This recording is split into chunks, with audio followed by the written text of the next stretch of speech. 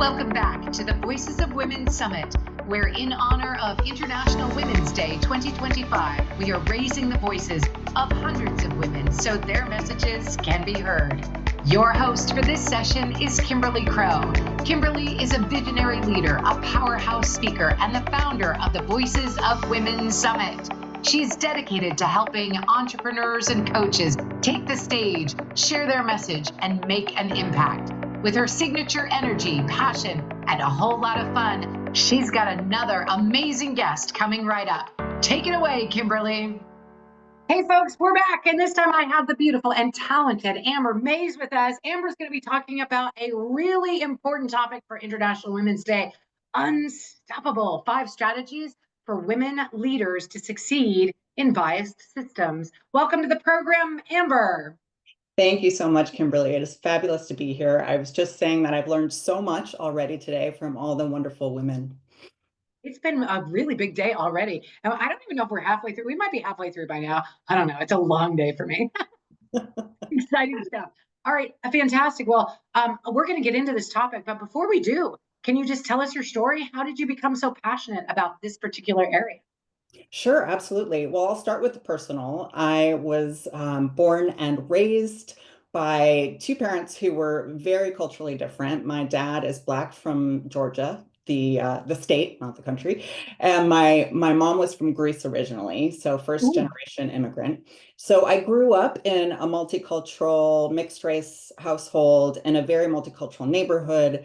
My parents used to do work in intercultural communication. So in some ways, it was kind of in my DNA to then eventually become a consultant teaching leaders to be more equitable and inclusive and really create cultures where people could bring their best, no matter what their background was.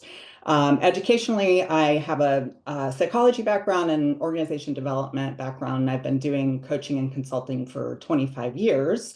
And just in the last, I would say, 5 or so years, I shifted to doing mostly one-on-one coaching for leaders in marginalized identity groups. So that's women, that's BIPOC folks, that's LGBTQ+, that's people living with disabilities, etc. And the reason I did that is because I found that these leaders, very talented, brilliant people, kept bumping up against ceilings and blocks to be successful. So they had limited opportunities, inability to be promoted, faced microaggressions of all kinds, telling them they shouldn't be who they are or how they were, or they had to change to succeed. Be more assertive, only to be told you're being too aggressive or angry or any of those things. So that's just been my personal passion ever since, is to just really help leaders become successful no matter what the bias is in the system. I'm just curious, before we get going, how many people have had some experience like that? So, something like a microaggression, or being told that they're too assertive or that they should change who they are to succeed, maybe be more like men, etc. If that's happened to you, yeah, great. We've already got Ray. Thank you, Lori. Oh, I mean, a lifetime of experience? Yes, thank you. I think most of us have, right? So we have personal experience with that. And that's what I'm passionate about, is how do we deal with those hurdles, and how do we still manage to be successful? Yeah, it seems like it's definitely resonating with this group. Either they raise their hand or thumbs up, or they put it in the chat. I can relate. Christina says yes, yes, yes. Marilyn says me. Lori says for sure. And Kathleen says, I wish they'd said it to my face. It was whispered behind my back. Ooh, that's tough, right? Because you're like, ooh, yeah, I had one of those. I had actually I had a kind of a big one with my corporate office. I won't get into it, but yeah, I did. I had a lot of whispers behind my back. And the exceptional question. So yeah, absolutely powerful. Share with us what's next. Yeah, so I'm going to share a few strategies that I have found have really helped leaders over the years. And these come from leaders that I've worked with, and also my own personal experience. What I think about when I think about being successful, first I want to define success. For me, success means having the leadership impact you want, and the life that you want, right? So it's a whole Yeah. success system is the way I think about it. And we need to be intentional when we are in marginalized identity groups to create, I think of it as like a bubble, like a system around us that is healthy, that's vibrant, that's working for us within the greater system of bias so that we're able to navigate. And so that's basically what I'm going to talk about is just 5 strategies that where you can do that. So Love um, it. And I love that you're giving us back the control, right? It's yes, not, and that way we can operate without being victimhood and stuck in that. Like they did it to me and now I can't, right? Is a way a lot of us think sometimes.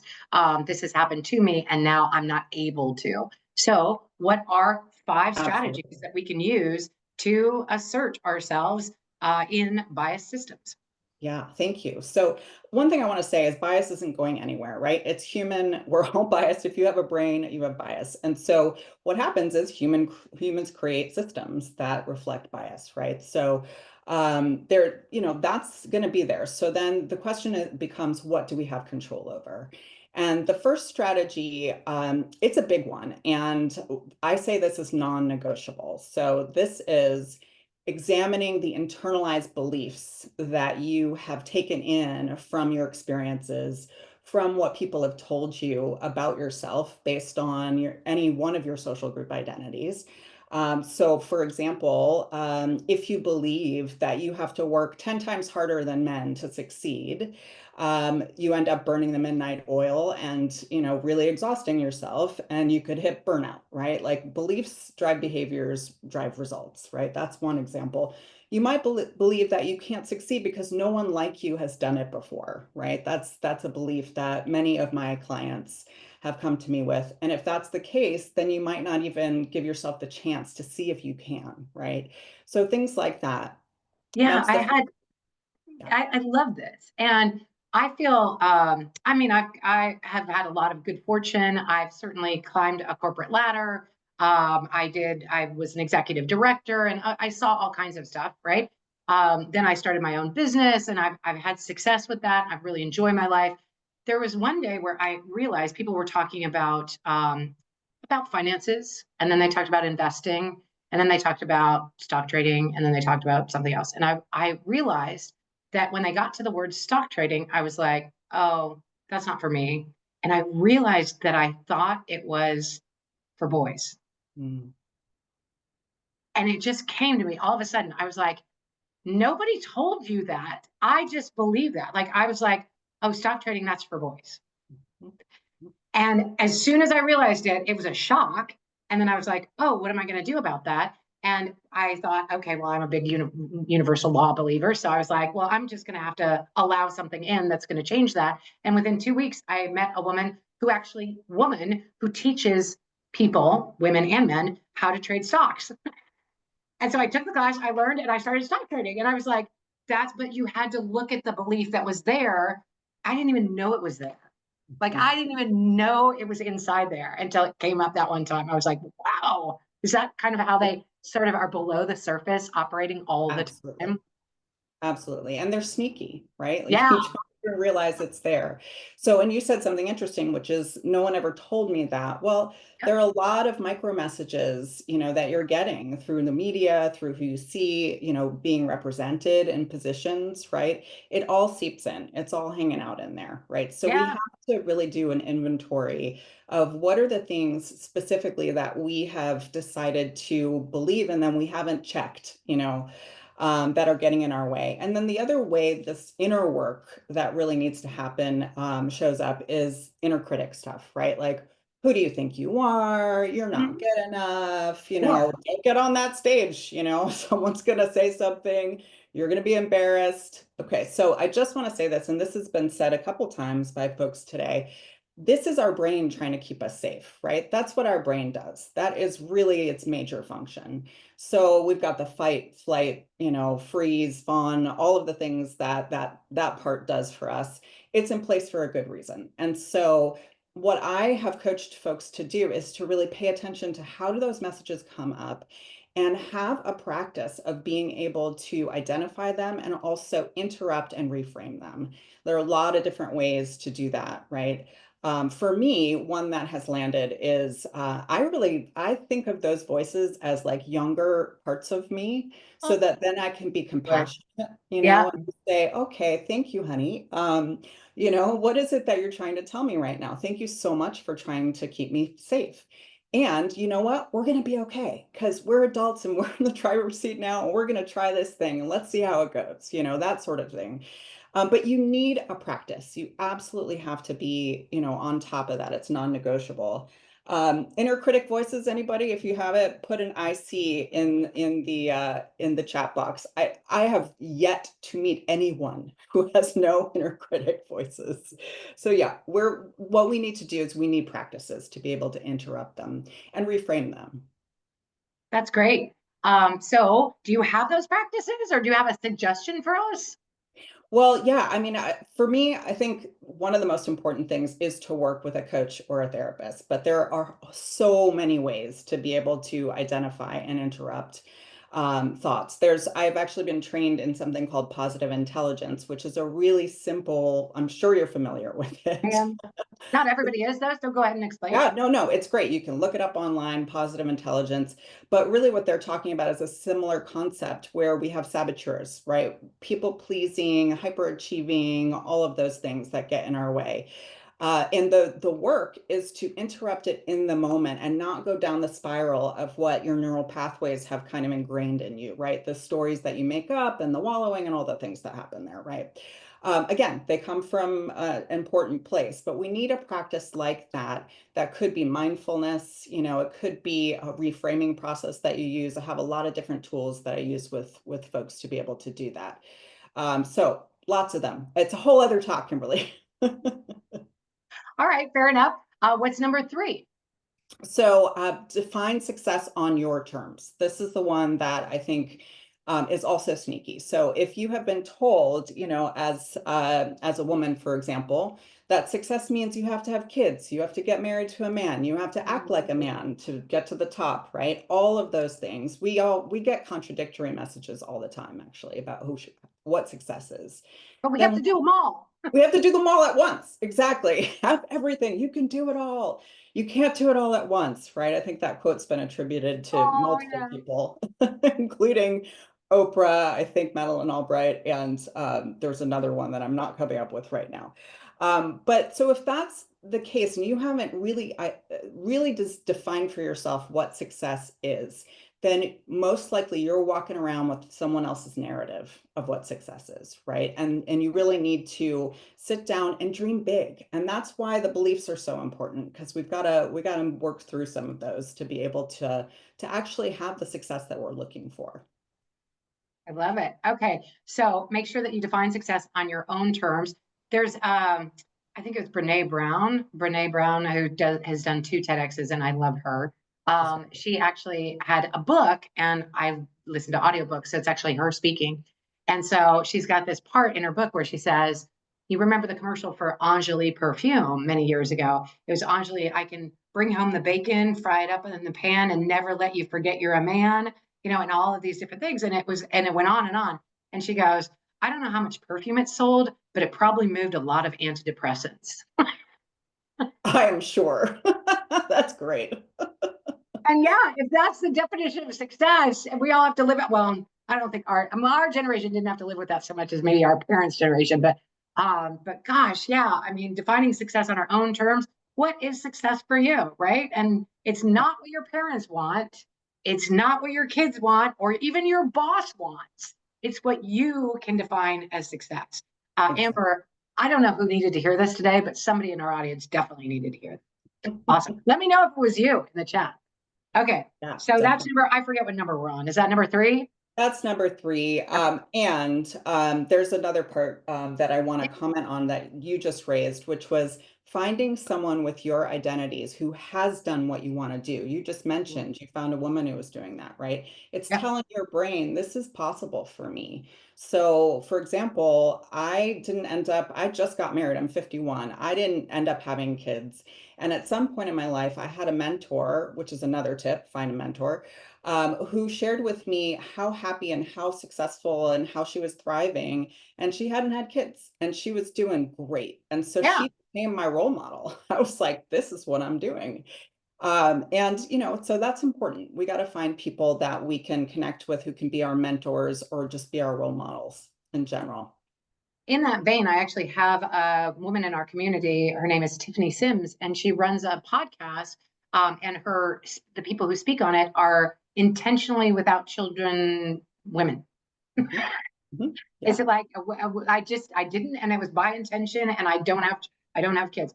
Something over there, we have to have that podcast because there's that stinging belief that if you didn't have it, maybe you're incomplete somehow. Maybe I don't know.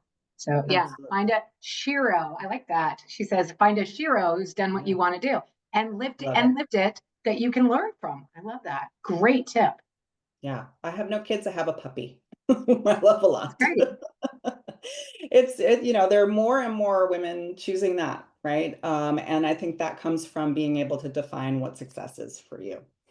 And so the last strategy, this is, I think, just as important as the inner work. What I'll say is if you don't do the inner work, then the success that you attain is not sustainable, right? Because you end up going back and reverting to where you were before, right? All those beliefs drive the actions. I rolled it in. Someone asked what was number 4, which was find a mentor. So that was a part of the last one. So the last piece is about building a reciprocal support network. And what do I mean by that? Ooh, yes, I We're have never here. heard anybody teach on that before. I'm so behind that. I love this so much. Okay, the mic is yours. I'm turning my mic off because I'm so glad you're saying. You are natural. That's what we're here to do, right? Like this is what you have created here, Kimberly. I mean, I can't say this enough. And I think there's a couple of ways this shows up. One is sure, absolutely find people in your identity group who, so other women, if we're talking about gender, right? Thinking about who it is that is someone I can just sit with who gets it, who has empathy for what my lived experience is. I don't have to explain it. I just show up, I be me, I'm affirmed, right? In the greater society where I'm not affirmed, I think this is absolutely critical that people do that. And if we're going to come together as women and support one another, there's also intersectionality. So within our unity as women, we have all kinds of differences, right? By race, by sexual orientation, ability, age, etc. And so we also need to have allies across difference and to be able to work on our own bias and understand how to build effective relationships across difference. We need each other. We are a collective, we are interconnected, no matter how much the myth of individualism is out there. It's a thing, right? So the last piece I'll say is that allies with people. So for us as women, you said this earlier today, there are many fabulous men out there who are not only excited to support women, but they're actively doing so. And a lot of them are in positions of power. So, have allies that can actually make effective change, right? That's all people, but to really think about, where are the people who are in dominant groups that actually can work with us to, create the success that we're looking for. I love it. Everything that you just said. She's not wrong. That was beautifully, beautifully put together. Amber, I love this. I can't believe I've never had you speak before. I'm so glad we connected now because I'm putting you on everything I have now. This was really, really powerful stuff. I think it really we get the power back that we have been, I guess, I hesitate to say giving away, but kind of. And we get an opportunity to take action in a world that is biased and the principle of we have to eliminate bias is just bordering on ridiculous, right? It's not going to happen in our lifetime. It may happen over time, but there will be bias in different ways.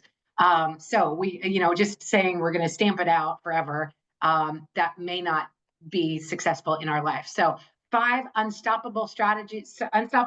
strategies for women leaders to succeed in biased systems. I love this. Can you go through them one at a time again? Sure, absolutely. So we've got examine internalized beliefs, both what you believe is possible for yourself and those inner critic sneaky voices. Define success on your own terms. Find people with your identity. So in this case, women who have done what you want to do.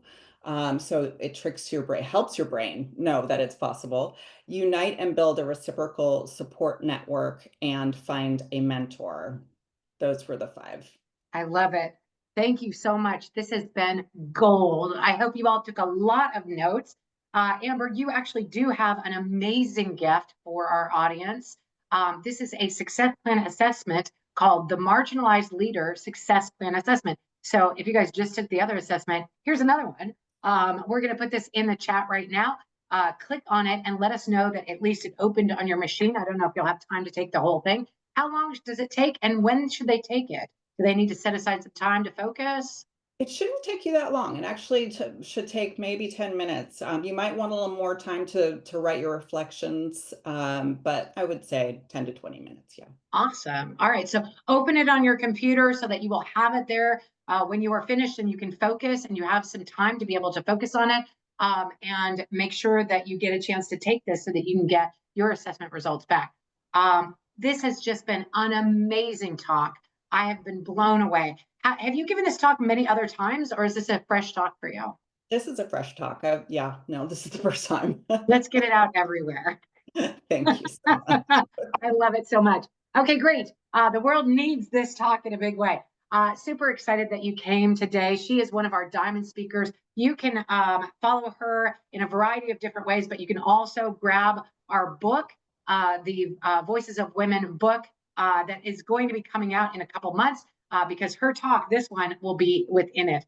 Very excited about that. Thank you, Amber, for spending the day with us. Before we let you go, our next speaker up is Tara Nolan. She's going to be speaking about soul speaking and heart-centered sales. I love her stuff. You're going to really enjoy her. But before we let you go, Amber, any final words for the crew? Final words, absolutely. The system will continue to be biased. There's so much work that needs to continue to be done at that level, and that will continue. And in the midst of all that, make sure you develop an intentional success system. It's not selfish at all. It's better for all of us. It makes us all thrive. An intentional success system. I love it. Words to live by. All right, Amber, thanks so much for being here. Everybody, we will see you back at the bottom of the hour. This has been a great session. I hope you took a lot of notes. I'll see you soon. I'm Kimberly Crow. Cheers. Thanks, everyone.